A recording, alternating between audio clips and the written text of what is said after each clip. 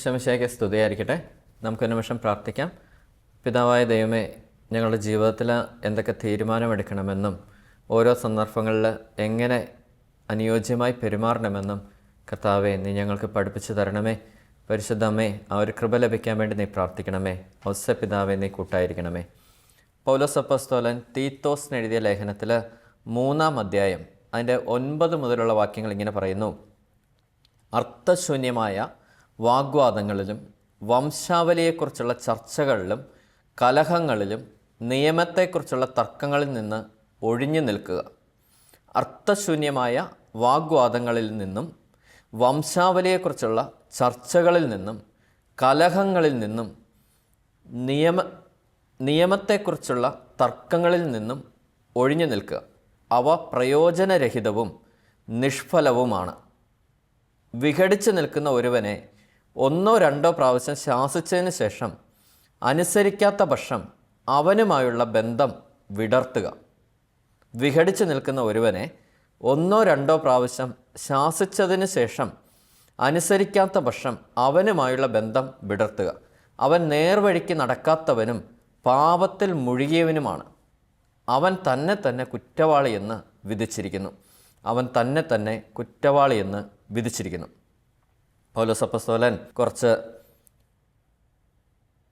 വാല്യബിളായിട്ടുള്ള കുറച്ച് കാര്യങ്ങൾ നമ്മളോടിങ്ങനെ പറഞ്ഞു വെക്കുകയാണ് തീത്തോസിന് എഴുതിയ ലേഖനത്തിലൂടെ. അതിലൊന്ന്, അർത്ഥശൂന്യമായ വാഗ്വാദങ്ങൾ ഒഴിവാക്കുക. അർത്ഥശൂന്യമായ വാഗ്വാദങ്ങൾ ഒഴിവാക്കുക. ഞാൻ പലപ്പോഴും ഇങ്ങനെ നമ്മുടെ കൂടെ വർക്ക് ചെയ്യുന്നവർ, അല്ലെങ്കിൽ ഫാമിലി മെമ്പേഴ്സ്, അല്ലെങ്കിൽ നമ്മുടെ കൂട്ടായ്മയിലുള്ളവർ, അല്ലെങ്കിൽ ഒരു മിനിസ്ട്രിയുടെ ഭാഗമായി നിൽക്കുന്നവർ, ഒരു സഭയുടെ ശുശ്രൂഷകരുടെ ഇടയ്ക്കൊക്കെ ഈ അർത്ഥശൂന്യമായ വാഗ്വാദങ്ങളിൽ മുഴുകി സമയം പാഴാക്കുന്ന ഒത്തിരി ആൾക്കാരെ നമ്മൾ കണ്ടിട്ടുണ്ട്. അതിന് ഒരു പ്രയോജനം കിട്ടില്ല. ഫോർ എക്സാമ്പിൾ പറയുകയാണെങ്കിൽ, ഇപ്പോൾ ഒരു ക്രിക്കറ്റ് വേൾഡ് കപ്പ് നടക്കുന്നു, അല്ലെങ്കിൽ ഫുട്ബോൾ വേൾഡ് കപ്പ് നടക്കുന്നു. ചില ഫാൻസ് അസോസിയേഷൻ ഇന്ന കളിക്കാരാണ് നല്ലത്, അല്ലെ ഇന്ന ടീമാണ് നല്ലത്, ഇനി അവരുടെ പക്ഷം ചേർന്നുകൊണ്ട് പ്രശ്നം ഉണ്ടാക്കാൻ തുടങ്ങും. കാരണം ഇപ്പം എനിക്ക് ഒരാളെ ഇഷ്ടപ്പെടണമെങ്കിൽ അത് എൻ്റെ സ്വഭാവമായിട്ട് മാച്ച് ചെയ്യുന്ന, അല്ലെ എൻ്റെ മെൻറ്റാലിറ്റിക്ക് മാച്ച് ചെയ്യുന്ന ഒരാളെയാണ് ഞാൻ ഇഷ്ടപ്പെടുന്നത്. അതുപോലെയല്ല വേറൊരാളെ ഇഷ്ടപ്പെടുന്നത്. അതെപ്പോഴും നമ്മൾ ആലോചിച്ചിരിക്കുക. നമ്മുടെ മനസ്സിൽ അത് എപ്പോഴും ഉണ്ടാവണം. കാരണം നമ്മളെല്ലാവരും വ്യത്യസ്തരായിട്ടാണ് ദൈവം നമ്മളെ സൃഷ്ടിച്ചേക്കുന്നത്. അത് തന്നെ ദൈവം നമ്മളോട് കാണിച്ച ഏറ്റവും വലിയൊരു സ്നേഹമാണ്, കരുണയാണ്. കാരണം എന്നെപ്പോലെ വേറൊരു സാധനം ഈ ലോകത്തില്ല. എൻ്റെ ഫിംഗർ പ്രിൻ്റ് ഉള്ള വേറൊരു വ്യക്തി ഈ ലോകത്തില്ല. അത് എന്നോട് ദൈവം കാണിച്ച ഏറ്റവും വലിയ സ്നേഹമാണ്. ഇങ്ങനെ ഒരു സാധനത്തിനെ രൂപപ്പെടുത്തിയെടുത്തത്. ഒരുപക്ഷെ എത്രയോ ദിനരാത്രങ്ങൾ കർത്താവ് കഷ്ടപ്പെട്ടിട്ടുണ്ടാവും ഇങ്ങനൊരു സാധനത്തിനെ മെനഞ്ഞെടുക്കാനായിട്ട്. അതുകൊണ്ട് എൻ്റെ ചില ഇഷ്ടങ്ങളുണ്ട്. അതുപോലെ തന്നെ നമ്മുടെ ഓപ്പോസിറ്റ് നിൽക്കുന്നവർ, അവരെയും ദൈവം വ്യത്യസ്തരായിട്ടാണ് രൂപപ്പെടുത്തിയെടുത്തിരിക്കുന്നത്. ഞാനുമായിട്ട് യാതൊരു സാമ്യമില്ല. എനിക്ക് കിട്ടിയ ഫോർമേഷൻ അല്ല ദൈവം അവർക്ക് കൊടുത്തേക്കണത്.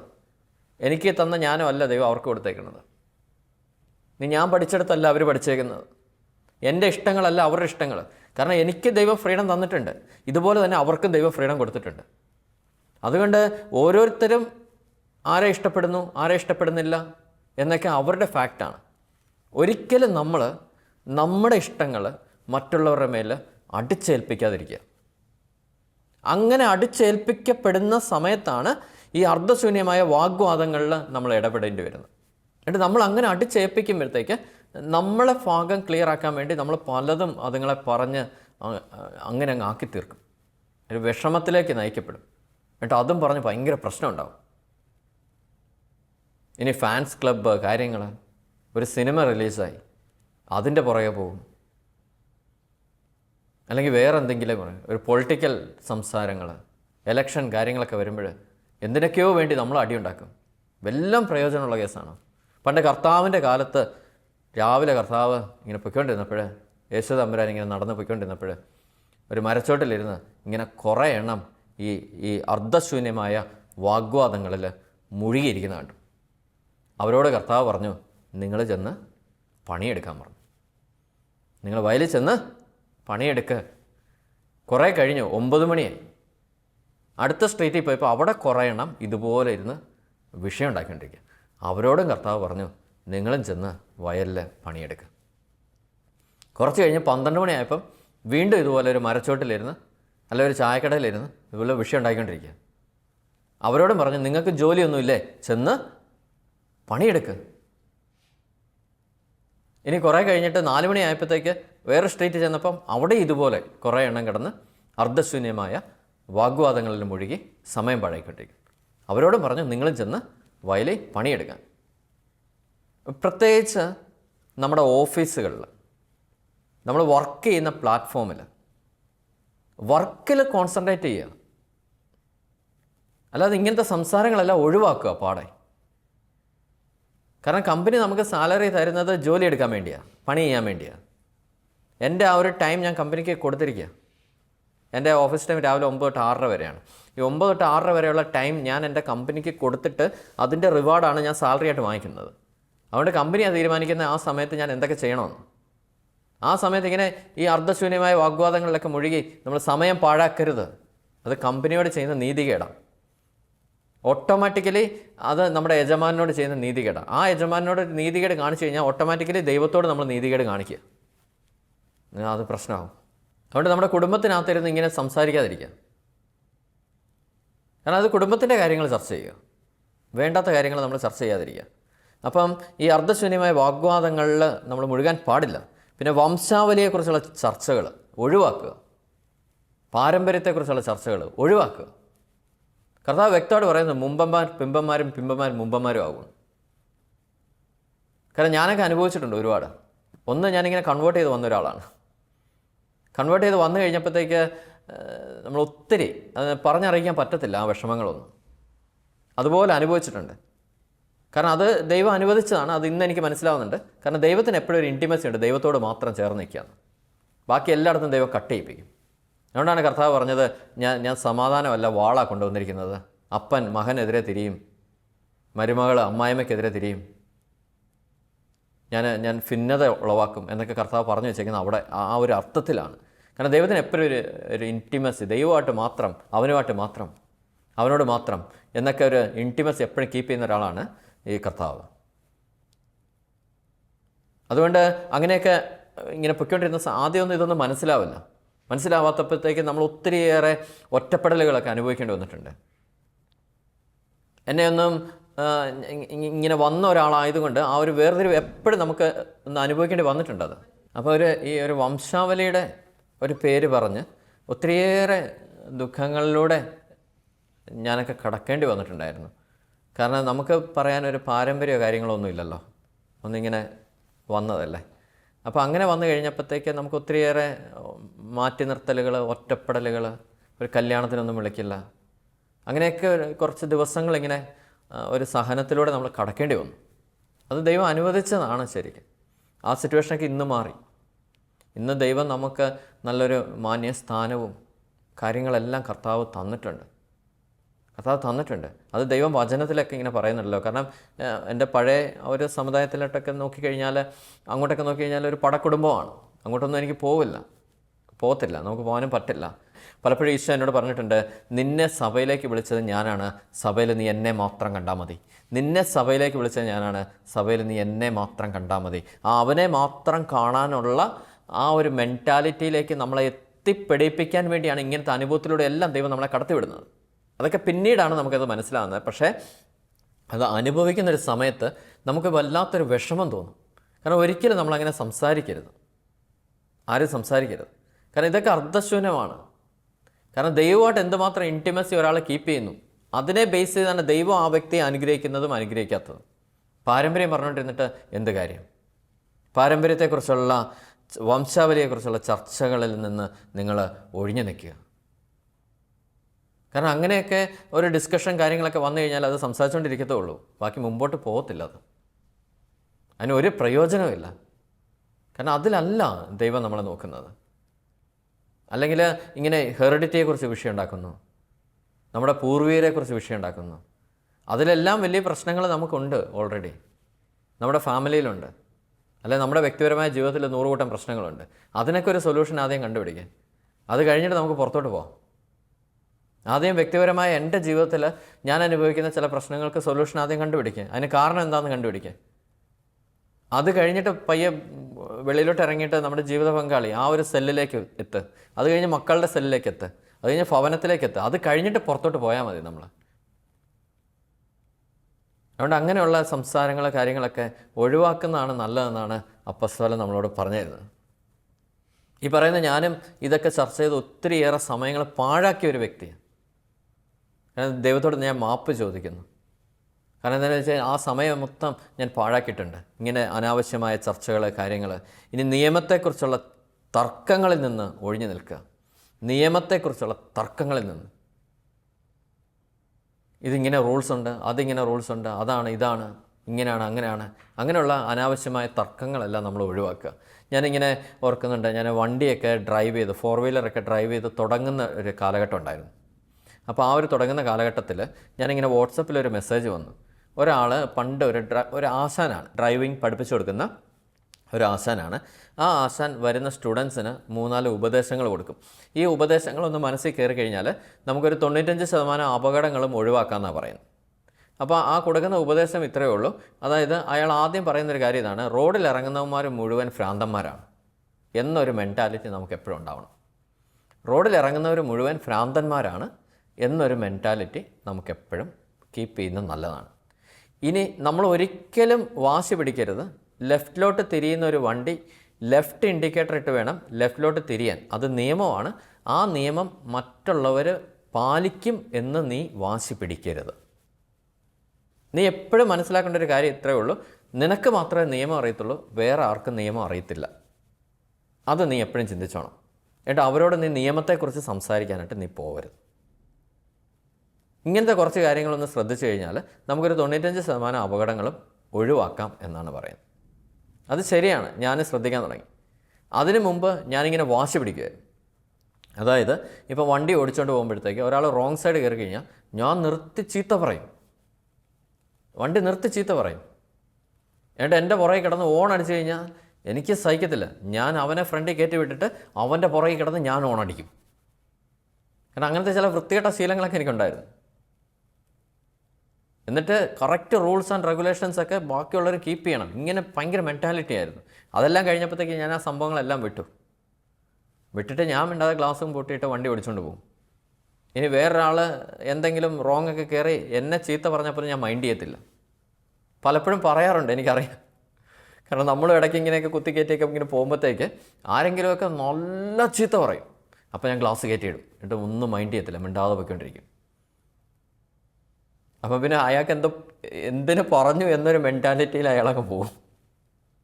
കാരണം ഒന്നും മൈൻഡ് ചെയ്യത്തില്ല, നേരെ നോക്കി പറയും. നിനക്കൊന്ന് കണ്ണ് കാണത്തില്ല എന്നൊക്കെ ചോദിക്കും. മിണ്ടാതെ പോയിക്കൊണ്ടിരിക്കും. നമ്മളും തിരിച്ച് പറയാതായി കഴിയുമ്പോൾ നമ്മളൊരു പീസ്ഫുൾ മൈൻഡിലാണ് നമ്മൾ വണ്ടി ഓടിച്ചുകൊണ്ടിരിക്കുന്നത്. പ്രത്യേകിച്ച് വണ്ടി ഓടിക്കുമ്പോൾ ഒരു കാര്യം എപ്പോഴും ആലോചിച്ചുകൊള്ളുക: നമ്മൾ സ്ട്രെസ് ഫ്രീ ആയിരിക്കണം. അല്ലാത്ത സമയത്ത് വണ്ടി എടുക്കാൻ പോകരുത്. എടുത്തു കഴിഞ്ഞാൽ പ്രശ്നമാണ്. പണ്ടൊക്കെ ഞങ്ങളുടെ നാട്ടിലൊക്കെ ഒരു ചൊല്ലുണ്ടായിരുന്നു, ഈ കല്യാണമൊക്കെ ആലോചിക്കാൻ പോകുമ്പോഴത്തേക്ക്, ഈ പെണ്ണ് കാണാനൊക്കെ പോകുമ്പോഴത്തേക്ക് ഈ അപ്പൂപ്പന്മാർ ഈ പെണ്ണിൻ്റെ അടുക്കളയൊന്ന് എത്തി നോക്കുമെന്നാണ് പറയുന്നത്. എന്നിട്ട് ഈ കല്യാണം വേണോ വേണ്ടയോ എന്ന് തീരുമാനിക്കത്തില്ലെന്നാണ് പറയുന്നത്. അതിന് കാരണം ഇതാ പറയുന്നത്: ഈ അടുക്കള കണ്ടാൽ അറിയാം അമ്മയുടെ സ്വഭാവം എങ്ങനെയാണെന്ന് നമുക്ക് തിരിച്ചറിയാമെന്നാണ് പറയുന്നത്. അത് കിട്ടിക്കഴിഞ്ഞാൽ മോളുടെ സ്വഭാവം ഏകദേശം പിടികിട്ടുമെന്നാണ് പറയുന്നത്. അപ്പോൾ ഈ കാര്യം ഇങ്ങനെ പറഞ്ഞിട്ടിരുന്നപ്പോഴത്തേക്ക് എൻ്റെ ഒരു സ്പിരിച്വൽ ഫാദർ പറഞ്ഞൊരു കാര്യമുണ്ട്: ഒരു ആണിൻ്റെ സ്വഭാവം എങ്ങനെയാണെന്ന് അറിയാൻ അവനുമായിട്ടൊരു വണ്ടി എടുത്ത് റോഡിൽ ഇറങ്ങിയാൽ മതി എന്ന് പറഞ്ഞു. അവനെ ഒന്ന് വണ്ടി ഡ്രൈവ് ചെയ്യിപ്പിച്ചാൽ മതി എന്ന് പറഞ്ഞു. ഏകദേശം അവൻ്റെ സ്വഭാവമൊക്കെ പിടികിട്ടുമെന്ന് പറയും. അത് കഴിഞ്ഞ് വേണോ വേണ്ടയോ എന്നൊക്കെ നമുക്ക് തീരുമാനിക്കാമെന്ന് പറഞ്ഞു. കാരണം അത് സത്യമാണ്. കാരണം ഇവൻ്റെ ക്യാരക്ടർ മുഴുവൻ പുറത്തു വരും ഈ വണ്ടി ഓടിച്ച് പോയിക്കൊണ്ടിരിക്കുമ്പോഴത്തേക്ക്. ഈ ഇടയ്ക്ക് എനിക്ക് വേണ്ടപ്പെട്ട ഒരു അങ്കിളുണ്ട്, ഒരു ട്രാൻസ്ലേറ്ററാണ്, ഇറ്റലിയിൽ വർക്ക് ചെയ്യുന്ന ഒരു മനുഷ്യനാണ്. ആ മനുഷ്യൻ എന്നോട് പറഞ്ഞൊരു കാര്യമുണ്ട്. വലിയ ഒരു സാലറി സ്കെയിലുള്ള നല്ലൊരു മനുഷ്യനാണ്. ആ മനുഷ്യൻ ഇങ്ങനെ പറഞ്ഞൊരു കാര്യമുണ്ട്: മോനെ, നീ വണ്ടി ഓടിക്കുമ്പോഴത്തേക്ക് വണ്ടിയിൽ കയറുമ്പോൾ നീ എപ്പോഴും നിൻ്റെ റൈറ്റ് കാലിലൊരു കുരിശ് വരയ്ക്കണം. നിൻ്റെ റൈറ്റ് കാലിലൊരു കുരിശ് വരയ്ക്കണം. കാരണം ആ റൈറ്റ് കാല് വെച്ചിട്ടാണ് നീ ആക്സിലേറ്ററും ബ്രേക്കും കൺട്രോൾ ചെയ്തുകൊണ്ടിരിക്കുന്നത്. അതുകൊണ്ട് എപ്പോഴും ആവശ്യം വരുന്ന ഒരു കാലം അതാണ്. അതുകൊണ്ട് ആ കാലിനെ നീ ദൈവത്തിന് സമർപ്പിച്ചിട്ട് വേണം. എത്ര സ്കിൽഡ് ആണെങ്കിലും, എത്ര നീ എക്സ്പേർട്ട് ആണെങ്കിലും, എത്രമാത്രം എക്സ്പീരിയൻസ് നിനക്കുണ്ടെങ്കിലും, നീ ആ റൈറ്റ് കാലം എപ്പോഴും കർത്താവിന് സമർപ്പിച്ചിട്ട് വേണം വണ്ടി എടുക്കാനായിട്ട്. ഓക്കെ, അങ്ങനെ നമ്മൾ തന്നെ ശ്രദ്ധിച്ചു കഴിഞ്ഞാൽ ഈ നിയമത്തെക്കുറിച്ചുള്ള ചർച്ചകളിൽ നിന്നൊക്കെ നമുക്ക് ഒഴിവാക്കാൻ പറ്റും. അത് പ്രയോജനരഹിതവും നിഷ്ഫലമാണ് ഈ 3 കാര്യങ്ങൾ. പിന്നെ വീണ്ടും ഒരു കാര്യം അപ്പസ്തലൻ പറയുന്നു: കലഹങ്ങളിൽ നിന്ന് ഒഴിഞ്ഞു നിൽക്കുക. ഈ ചില ആൾക്കാരുണ്ട്, ചില വ്യക്തികളുണ്ട്, നമ്മുടെയൊക്കെ കൂടെ നിൽക്കുന്നവരുണ്ട്, നമുക്കും അങ്ങനത്തെയൊക്കെ ചില സ്വഭാവങ്ങളിലൂടെയൊക്കെ നമ്മൾ കടന്നു പോകുന്നുണ്ട്. വേണ്ടാത്ത വള്ളിയെല്ലാം കയറി പിടിക്കും. അതായത് എന്തൊക്കെ വള്ളിയുണ്ടോ ഇത് മുഴുവൻ കയറി പിടിക്കും. ഒരാളൊന്ന് നോക്കിക്കഴിഞ്ഞാൽ എന്നാണോ നോക്കുന്നതെന്ന് ചോദിക്കും. അല്ലെങ്കിൽ എന്തെങ്കിലും എവിടെ ചെന്നാലും വള്ളി കയറി പിടിക്കും, പ്രശ്നം ഉണ്ടാക്കും, അടിയുണ്ടാക്കും, പ്രശ്നം ഉണ്ടാക്കും. അങ്ങനെ ഒരിടത്തും നമ്മളെ വിടാൻ പറ്റത്തില്ല. എവിടെ ചെന്നാലും വിഷയമാണ്. അങ്ങനത്തെ കലഹത്തിലൊന്നും ചെന്ന് പെടരുത്. ഒരു കലഹപ്രിയനായിരിക്കരുത് നമ്മൾ. ആ കലഹത്തിൽ നിന്നെല്ലാം പയ്യെ ഒഴിഞ്ഞു നിൽക്കുക, മാറി നിൽക്കുക. ഒരു കലഹിക്കുന്ന ഒരു അറ്റ്മോസ്ഫിയറിൽ നമ്മൾ ആവരുത്. നമ്മുടെ ഭവനത്തിൽ നിന്ന് കലഹങ്ങളൊക്കെ മാറ്റിവെക്കുക. കാരണം ഈ അപ്പനും അമ്മയൊക്കെ കിടന്ന് കലഹിക്കുമ്പോൾ അതിൽ ഒത്തിരിയേറെ ബുദ്ധിമുട്ടുന്നത് കുഞ്ഞുങ്ങളാണ്. കാരണം അവർ ഇമോഷണലി വീക്കാവുക ഈ കലഹത്തിലൂടെയൊക്കെ കടന്നു പോകുമ്പോൾ. അതുപോലെ ഒരു കലഹം നിറഞ്ഞ ഒരു ഭവനം ഒരിക്കലും ഒരു മുൻപന്തിയിലേക്ക് എത്തത്തില്ല. ആ ഭവനത്തിൻ്റെ സ്ഥിതി മാറ്റം വരില്ല. ആ ഭവനത്തിന് ഒരു ഐശ്വര്യം ഉണ്ടാകത്തില്ല. അതുകൊണ്ട് ഈ അനാവശ്യമായ കലഹങ്ങൾ നമ്മൾ ഒഴിവാക്കുക. വള്ളി കയറി പിടിക്കാതിരിക്കുക. അത് കാലെ ചുറ്റും വാരി നമ്മളെ നിലത്തടിക്കും. അതുപോലെ വീണ്ടും അപ്പസ്തലൻ നമ്മളെ ഓർപ്പിക്കുന്നൊരു കാര്യമുണ്ട്. വിഘടിച്ച് നിൽക്കുന്ന ഒരുവനെ 1 or 2 പ്രാവശ്യം ശാസിച്ചതിന് ശേഷം അനുസരിക്കാത്ത പക്ഷം അവനുമായുള്ള ബന്ധം വിടർത്തുക. അതായത് നമ്മളിൽ നിന്ന് വിഘടിച്ചൊരു വ്യക്തി നിൽക്കുന്നു, നമ്മുടെ അഭിപ്രായത്തോട് യോജിക്കാത്തൊരു വ്യക്തി, അല്ലെങ്കിൽ നമ്മുടെ ആ ഒരു കൾച്ചറിന് ചേരാത്തൊരു വ്യക്തി, അതിനൊന്ന് വിഘടിച്ച് നിൽക്കുന്ന ഒരു വ്യക്തിയെ 1 or 2 പ്രാവശ്യം ഒന്ന് പറഞ്ഞു നോക്കുക. എന്നിട്ടും അനുസരിക്കുന്നില്ലേ, ജസ്റ്റ് അവനുമായിട്ടുള്ള ബന്ധം വിട്ടേക്കുക. പിന്നെ അങ്ങോട്ട് മൈൻഡ് ചെയ്യാതിരിക്കുക. അതുകൊണ്ട് ഈശോ പറയുന്നത്, നീ തിരിച്ചു വരുമ്പോൾ, അതായത് നീ ചെല്ലുന്നിടത്തെല്ലാം സമാധാനം കൊടുക്കുക. നിൻ്റെ സമാധാനം സ്വീകരിക്കുന്നില്ലെങ്കിൽ നീ എന്താ ചെയ്യേണ്ടതെന്ന് വെച്ച് കഴിഞ്ഞാൽ, നിൻ്റെ കാലിൽ അവരുടെ പൊടി പോലും കാണാൻ പാടില്ലെന്നാണ് പറയുന്നത്. നിൻ്റെ ചെരുപ്പിലെ പൊട്ടി തട്ടിക്കളഞ്ഞിട്ട് തിരിച്ചു വരാനാണ് പറയുന്നത്. കാരണം അതുമായിട്ട് പിന്നെ കട്ട് ചെയ്ത് അങ്ങ് മാറ്റിയേക്കുക. ചിലരുണ്ട് ഈ അങ്ങോട്ട് നന്നാക്കാൻ പോകും, കയറി അങ്ങോട്ട് നന്നാക്കാൻ പോകും, വീണ്ടും വീണ്ടും വീണ്ടും വീണ്ടും വീണ്ടും വീണ്ടും പുറകെ നടന്ന് ശല്യപ്പെടുത്താൻ തുടങ്ങും. അങ്ങനെ ശല്യപ്പെടുത്തുമ്പോൾ ഒരു ശത്രുത മനോഭാവം ഉണ്ടാകും. നമുക്കത് പണി കിട്ടും തിരിച്ച്. ഏത് രീതിക്കും ആ വ്യക്തി നമുക്കിട്ട് പണിയും. അങ്ങനത്തെ ഒരു ലെവലിലേക്ക് നമ്മളെത്തും. 1 ഉപദേശിക്കുക, 2 ഉപദേശിക്കുക, നീ കേൾക്കുന്നില്ലേ, ജസ്റ്റ് ഇഗ്നോർ ഇറ്റ്. ഏറ്റവും വലിയ ഒരു എന്താ പറയുന്നത്, ഒരു പ്രതികരണം എന്ന് പറയുന്നത് ഇഗ്നോർ ചെയ്യുക എന്നുള്ളതാണ്.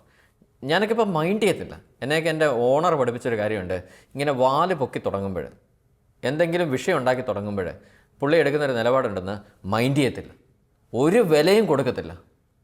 അപ്പം ഞാനും ആ ഒരു നിലപാട് പയ്യെ ജീവിതത്തിൽ പ്രാവർത്തികമാക്കാൻ തുടങ്ങി. എന്തെങ്കിലും വിഷയം ഉണ്ടാക്കാൻ തുടങ്ങുന്നുണ്ടോ, 1 പറയും, 2 പറയും. അത് കഴിഞ്ഞിട്ട് നമ്മൾ ആ ബന്ധം അങ്ങോട്ട് വിടർത്തുകയാണ്. അതായത് പ്രൊഫഷണൽ ലൈഫിൽ പ്രത്യേകിച്ച് ഈ പേഴ്സണാലിറ്റി ഇട്ട് കുഴയ്ക്കരുത്. പേഴ്സണൽ ബന്ധങ്ങളിട്ട് കുഴയ്ക്കാൻ പാടില്ല. പ്രൊഫഷണൽ ലൈഫിനെ പ്രൊഫഷണൽ ലൈഫായിട്ട് തന്നെ കാണുക. ഈ വർക്ക് ലൈഫ് സ്പിരിച്വൽ, ഇത് 3നെയും 3ആയിട്ട് ബാലൻസ് ചെയ്യാനായിട്ട് നമ്മൾ ഏബിളായിരിക്കണം. ഇതിന് 3നായിട്ട് കൂട്ടിക്കുഴയ്ക്കരുത്. അതുകൊണ്ട് ആ പ്രൊഫഷണൽ ലൈഫിൽ നമ്മൾ എടുക്കേണ്ട ചില നിലപാടുകൾ ശക്തമായിട്ട് തന്നെ എടുക്കുക.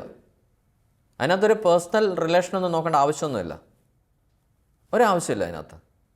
കാരണം ഞാനും സാലറി വാങ്ങിക്കുന്നത്, അവരും സാലറി വാങ്ങിക്കുന്നതാണ്. ഞാനും ജോലി എടുക്കാനാണ് സാലറി വാങ്ങിക്കുന്നത്, അവരും ജോലി എടുത്താണ് സാലറി വാങ്ങിക്കുന്നത്. അതുകൊണ്ട് ആ ജോലി പെർഫെക്റ്റായിട്ട് നടക്കണമെങ്കിൽ നമ്മളെ ഏൽപ്പിച്ചിരിക്കുന്ന കാര്യത്തിൽ സ്ട്രിക്റ്റ് ആകുക. ഞാനിപ്പോൾ ആ കാര്യം മാത്രമേ ശ്രദ്ധിക്കാറുള്ളൂ. അവർ ചെയ്യുന്നുണ്ടോ ഇവർ ചെയ്യുന്നുണ്ടോ എന്നൊന്നും ഞാൻ നോക്കാറില്ല. ഇപ്പം നോക്കേണ്ട ആവശ്യം നമുക്കില്ല. നമ്മളെ ഏൽപ്പിച്ചിരിക്കുന്ന ഉത്തരവാദിത്തങ്ങൾ എന്തൊക്കെയാണ് അതിൽ ഞാൻ സ്ട്രിക്റ്റാണ്. എനിക്കത് നടപ്പാക്കിയേ പറ്റത്തുള്ളൂ. ആ ഒരു നിലപാടെടുക്കാൻ തുടങ്ങി. കാരണം എന്നെ ഒരു കാര്യം ഏൽപ്പിച്ചിരിക്കുന്ന കാര്യങ്ങളിൽ എനിക്കത് റിപ്പോർട്ട് ചെയ്തേ പറ്റത്തുള്ളൂ, എനിക്കത് നിലപാടെടുത്തേ പറ്റത്തുള്ളൂ, എനിക്കത് നടത്തിച്ചേ പറ്റത്തുള്ളൂ. അതിന് ഞാൻ സ്ട്രിക്റ്റ് ആകും. ഞാൻ അങ്ങനെ സ്ട്രിക്റ്റ് ആകാൻ തുടങ്ങി കഴിയുമ്പോൾ ഇതുങ്ങൾ പതുക്കെ വരാൻ തുടങ്ങും, പയ്യെ വരാൻ തുടങ്ങും. അതുങ്ങളുടെ ജോലി ചെയ്തേ പറ്റത്തുള്ളൂ എന്നൊരു സിറ്റുവേഷനിൽ എത്തും അത്. അതുകൊണ്ട് അങ്ങനത്തെ ഒരു നിലപാടെടുക്കുക. ഈ പുറകെ നടന്ന് ഉപദേശിച്ചൊന്നും ഒരാളെ നന്നാക്കാനൊന്നും നമുക്ക് പറ്റത്തില്ല. കാരണം അതുങ്ങളുടെ മെൻറ്റാലിറ്റി അങ്ങനെ, അത് വിഘടിച്ച് നിൽക്കുന്നത്. അത് അപ്പസ്തോലനൊക്കെ എത്രയോ അനുഭവത്തിൻ്റെ വെളിച്ചത്തിലായിരിക്കും ആ മനുഷ്യൻ ഇങ്ങനെ എഴുതി വെച്ചിരിക്കുന്നത്. വിഘടിച്ച് നിൽക്കുന്ന ഒരുവനെ 1 or 2 പ്രാവശ്യം ശാസിച്ചതിന് ശേഷം അനുസരിക്കാത്ത പക്ഷം അവനുമായുള്ള ബന്ധം വിടർത്തുക. അവൻ നേർവഴിക്ക് നടക്കാത്തവനാണ്, പാപത്തിൽ മുഴുകിയവനാണ്. അവന് തന്നെ തന്നെ കുറ്റവാളി എന്ന് വിധിച്ചിരിക്കുന്നു. അങ്ങനെ ഒരാളെ ഒന്നും നന്നാക്കിയെടുക്കാനുള്ള ഒരു കേപ്പബിലിറ്റി ഒന്നും ഒരുപക്ഷെ ദൈവം നമുക്ക് തന്നിട്ടുണ്ടാവില്ല. അതുകൊണ്ട് അതിനൊന്നും മുതിരാതിരിക്കുക. ചില പെൺകുഞ്ഞുങ്ങളൊക്കെ ചില റിവഞ്ചൊക്കെ എടുക്കുന്ന കണ്ടിട്ടുണ്ട്. ഈ കോളേജിലൊക്കെ പഠിക്കുന്ന സമയത്ത് ഈ ഓപ്പോസിറ്റ് നിൽക്കുന്ന ആരെങ്കിലും ഇങ്ങനെ സ്നേഹിക്കാൻ തുടങ്ങും. ഇങ്ങനെ സ്നേഹിച്ചിട്ട് അവരെയൊക്കെ ഇങ്ങനെ നന്നാക്കാൻ തുടങ്ങും. ചിലപ്പോൾ ഒരു ഡ്രഗ് അഡിക്റ്റ് ആയിരിക്കും. അങ്ങോട്ട് സ്നേഹിച്ച് നന്നാക്കാമെന്നും പറഞ്ഞ ഒരു റിവഞ്ചൊക്കെ അങ്ങ് എടുക്കുന്നതാണ്. ഒരു വല്ലാത്ത റിവഞ്ചാണ്, ചിലപ്പം കൊണ്ടേ പോകത്തുള്ളൂ. അതുകൊണ്ട് അങ്ങനത്തെ റിവഞ്ചൊന്നും എടുക്കാതിരിക്കുക. അതുകൊണ്ട് നമ്മുടെ ഒരു കൾച്ചറിന് ചേരാത്തൊരു ഇതാണോ, പതുക്കെ ആ ബന്ധം അങ്ങ് കട്ട് ചെയ്ത് കളയുന്നതാണ് ഏറ്റവും നല്ലത്. അപ്പം അപ്പോസ്തലൻ പറഞ്ഞ കാര്യങ്ങൾ ഒന്നുകൂടി നമുക്ക് മനസ്സിൽ കൊണ്ടുവരാം. ഈ അർദ്ധശൂന്യമായ വാഗ്വാദങ്ങളിലും വംശാവലിയെക്കുറിച്ചുള്ള ചർച്ചകളിലും കലഹങ്ങളിലും നിയമത്തെക്കുറിച്ചുള്ള തർക്കങ്ങളിൽ നിന്ന് നമ്മൾ ഒഴിഞ്ഞു നിൽക്കുക. അത് പ്രയോജനരഹിതവും നിഷ്ഫലവുമാണ്. വിഘടിച്ച് നിൽക്കുന്ന ഒരുവനെ 1-2 പ്രാവശ്യം ശാസിച്ചതിന് ശേഷം അനുസരിക്കാത്ത പക്ഷം അവനുമായുള്ള ബന്ധം വിടർത്തുക. അവൻ നേർവഴിക്ക് നടക്കാത്തവനും പാപത്തിൽ മുഴുകിയവനുമാണ്. അവൻ തന്നെ കുറ്റവാളി എന്ന് വിധിച്ചിരിക്കുന്നു. അപ്പോസ്തലൻ 8-ാം വചനത്തിലൊക്കെ പറയുന്നുണ്ട്, പറഞ്ഞത് സത്യമാണ്.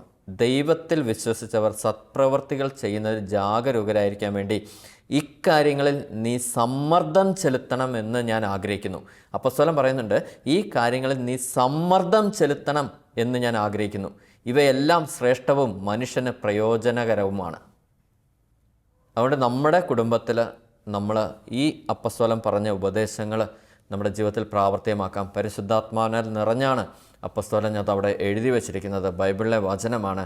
അത് നമ്മുടെ ജീവിതത്തിൽ നമുക്ക് പ്രാവർത്തികമാക്കാം. അങ്ങനെ നല്ല ഒരു സമാധാനം നിറഞ്ഞ ഒരു ജീവിതം നമുക്ക് മുന്നോട്ട് കണ്ടുകൊണ്ട് ഈ വചനത്തിൻ്റെ ഒരു കൃപ നമുക്ക് സ്വർഗത്തിൽ നിന്ന് വാങ്ങിച്ചെടുക്കാം. ദൈവപിതാവേ, നീ അനുഗ്രഹം ചൊരിയണമേ. പരിശുദ്ധ അമ്മേ, ഔസേപ്പിതാവേ, നിങ്ങളെ സഹായിക്കണമേ. ആമേൻ.